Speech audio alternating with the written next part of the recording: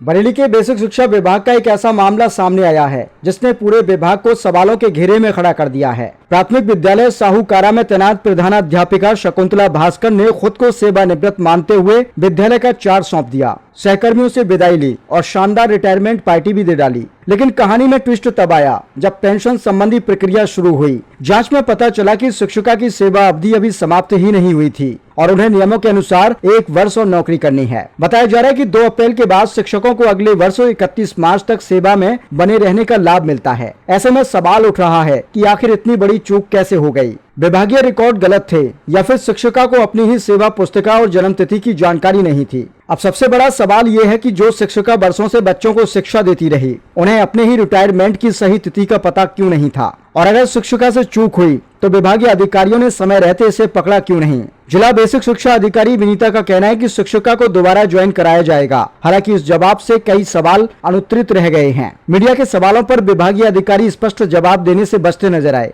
अब पूरे मामले ने बेसिक शिक्षा विभाग की कार्यप्रणाली और रिकॉर्ड प्रबंधन पर भी गंभीर सवाल खड़े कर दिए हैं। आखिर रिटायरमेंट जैसी महत्वपूर्ण प्रक्रिया में इतनी बड़ी लापरवाही की जिम्मेदारी आखिर लेगा कौन?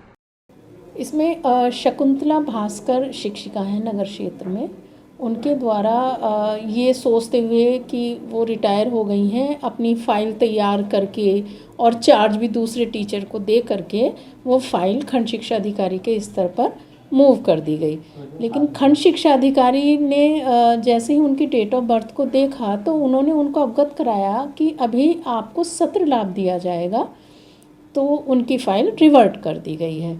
तो ये शिक्षिका द्वारा त्रुटिवश अपनी फ़ाइल स्वयं मूव कर दी गई थी। क्या ये दोबारा ज्वाइन करेंगी? हाँ बिल्कुल करेंगी, जब इनको सत्र लाभ मिलेगा।